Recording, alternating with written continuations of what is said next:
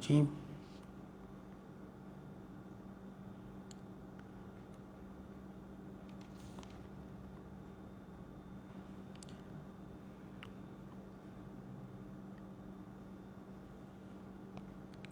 Bismillahirrahmanirrahim.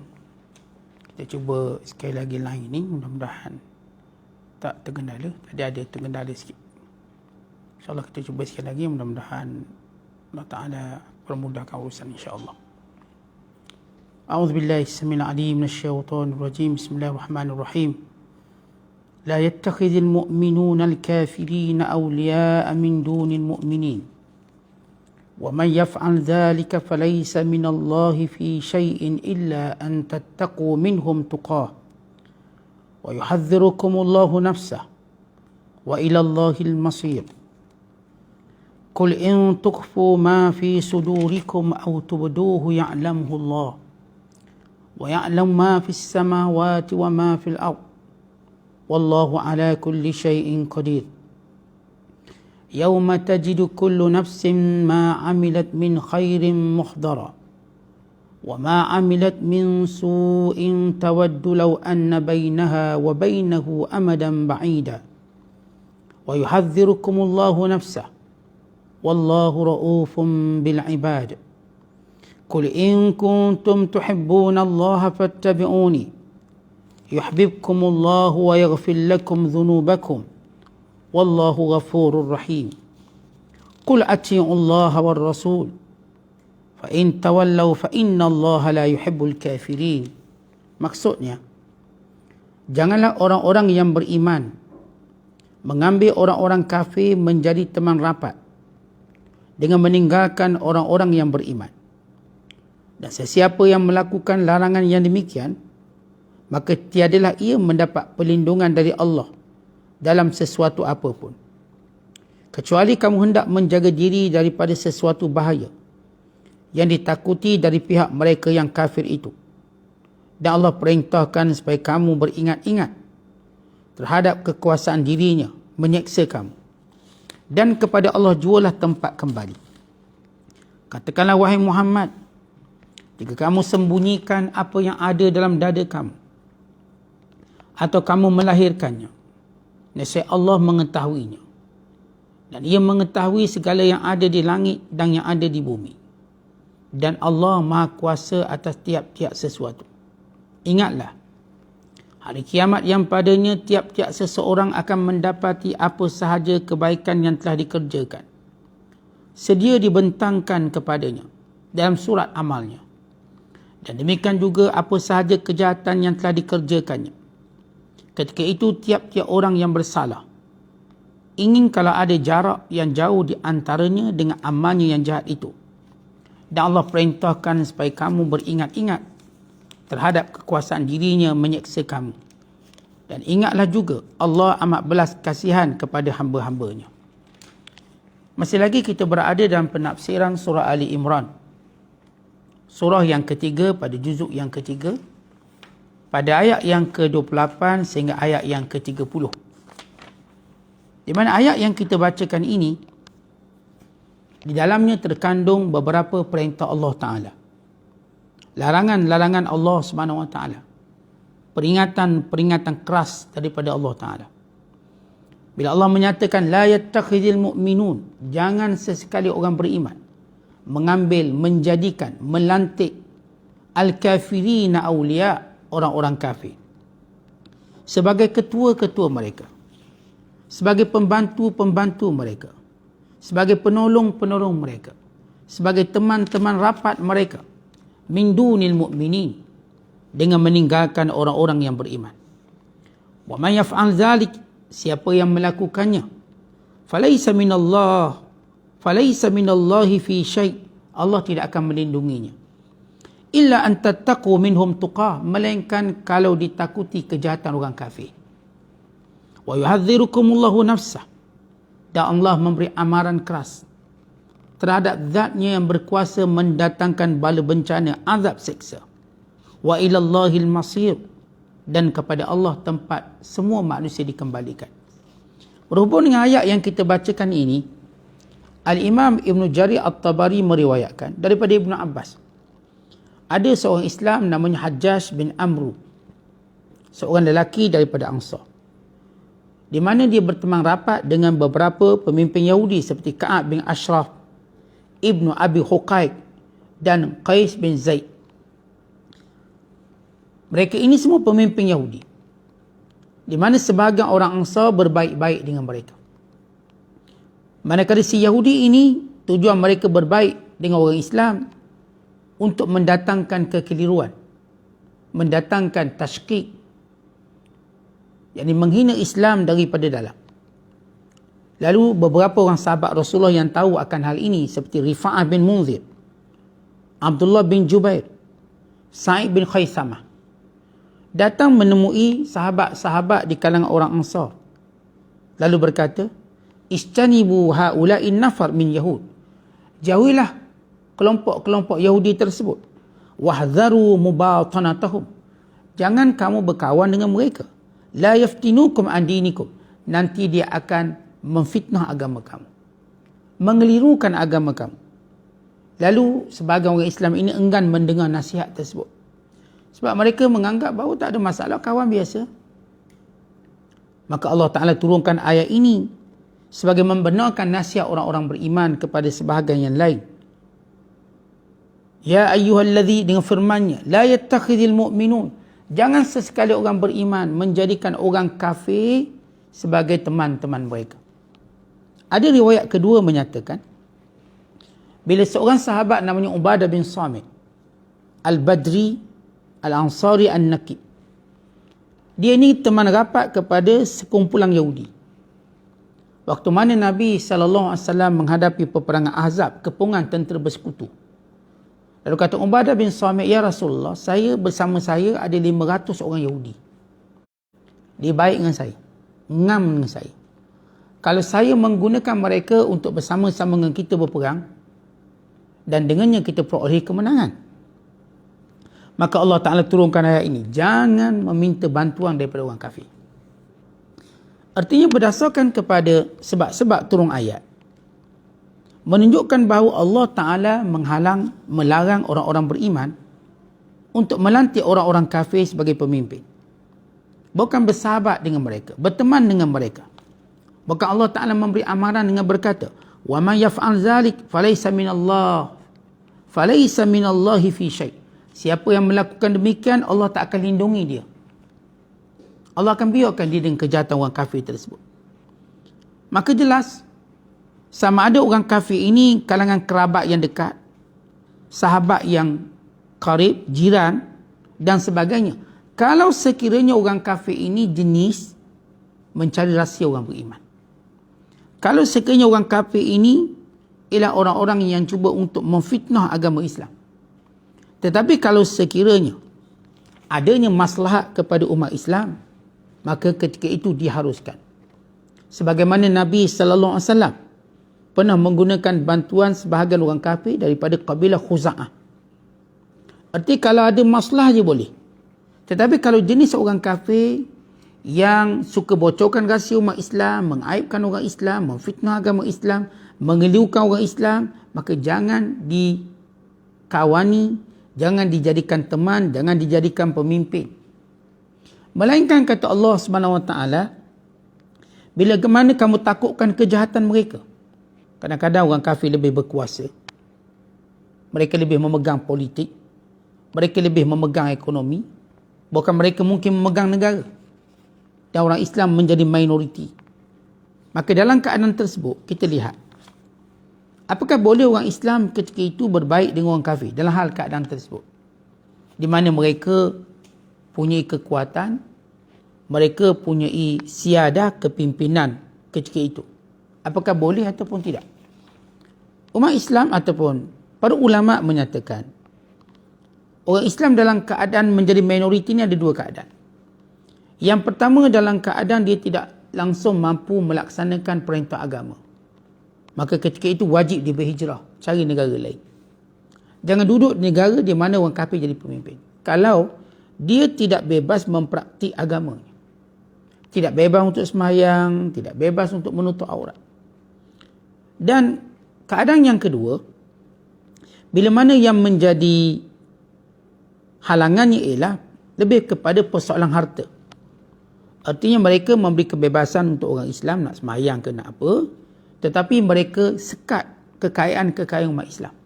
Mereka rampas harta, sebagaimana berlaku di Rohingya atau di Myanmar. Mana-mana pedagang Islam yang kaya, mereka rampas kedai, mereka rompak duit, mereka ambil. Kalau miskin tak ada, kalau kaya mereka akan ambil. Baik, dalam keadaan tersebut, setengah ulama kata pun wajib berhijrah. Kenapa? Adanya ancaman dan berdasarkan firman Allah Ta'ala, wala tulqu biaidikum ila tahlukah. Jangan kamu campurkan diri kamu dalam kebinasaan.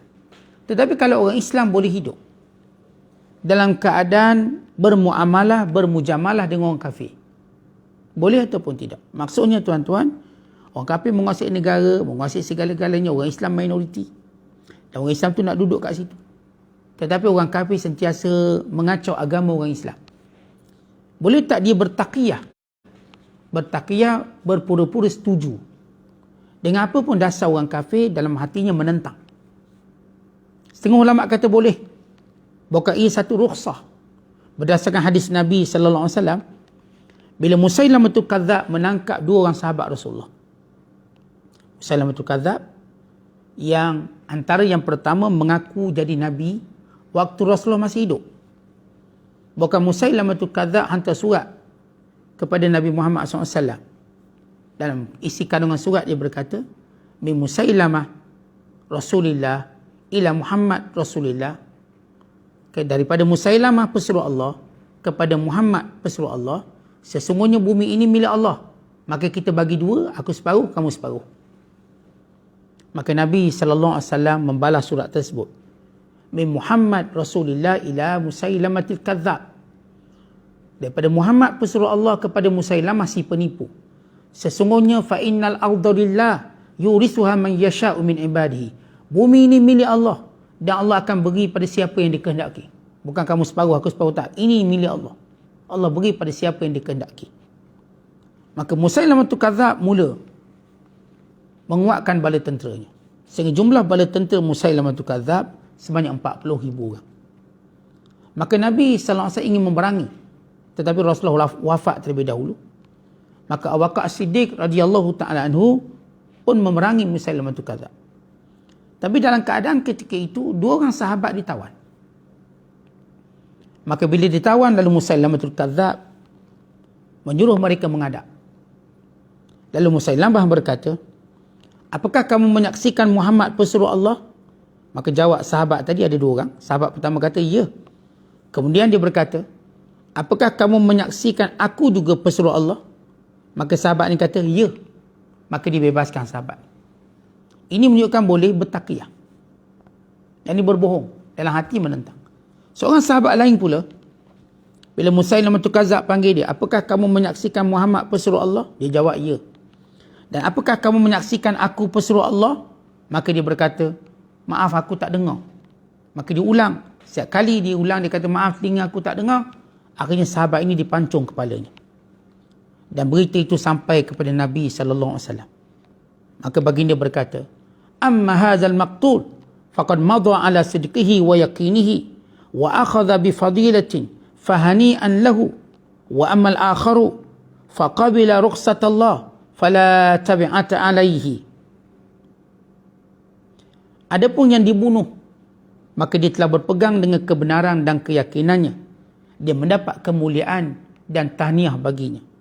Adapun yang bertaqiyah, dia telah mengambil kelonggaran yang diizinkan oleh Allah, maka tiada kesalahan kepadanya. Maka ini dalam keadaan di mana bila orang Islam tahu dengan bertaqiyah selamat, maka harus bertaqiyah. Kemudian Allah Ta'ala menjelaskan, sesudah menyebut jangan ambil orang kafir sebagai pemimpin, jangan ambil orang kafir sebagai kawan-kawan, teman-teman, sahabat-sahabat, kalau mereka ini merosakkan agama kita, kalau mereka ini sering menghina agama kita, atau mencari kelemahan agama kita dengan cara fitnah dan sebagainya.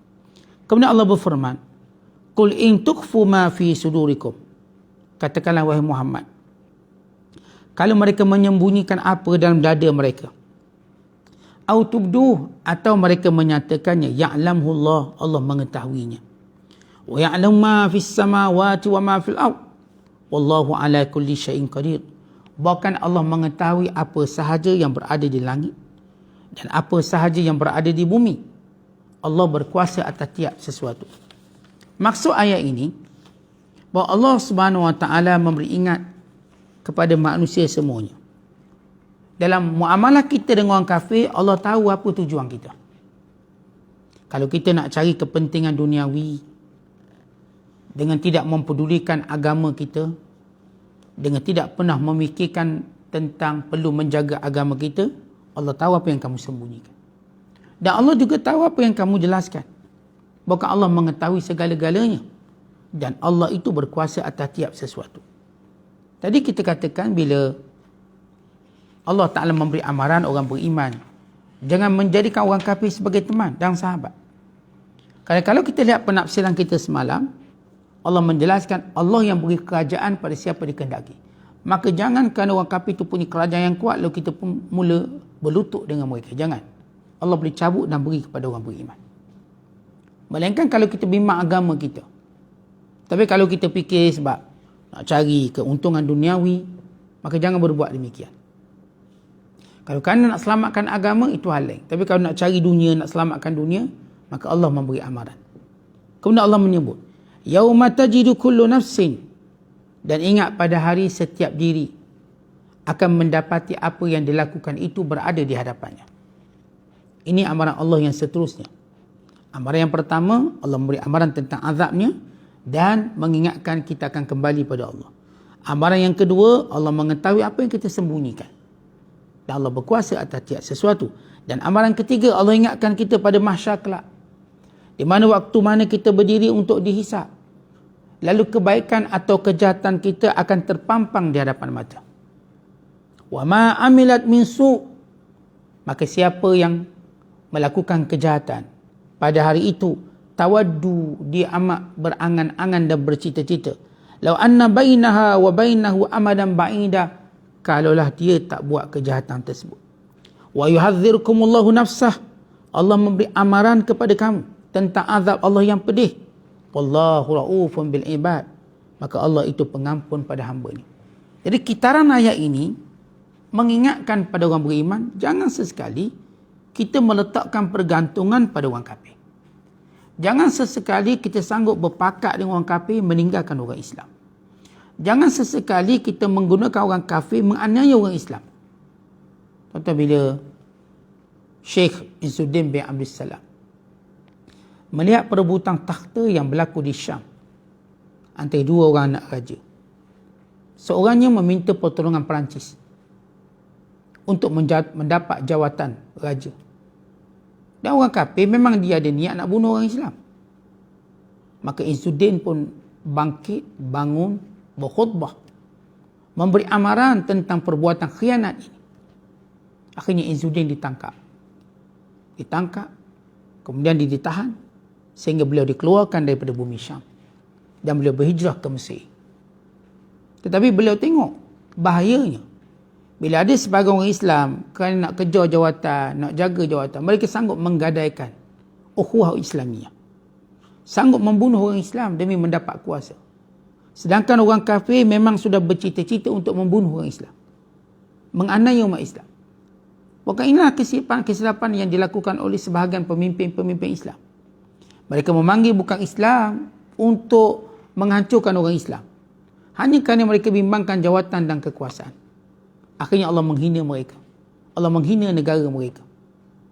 Dan kita lihat apa yang berlaku di negara Iraq, apa yang berlaku di negara-negara Islam. Bila orang Islam minta orang kafir campur tangan, mereka hancurkan semua negara Islam. Mereka hancurkan tamadunnya. Mereka hancurkan kerukunannya. Mereka jadikan sumber-sumber kekayaan umat Islam dirompak dengan mudah oleh mereka, dengan menghura-harakan orang negara Islam.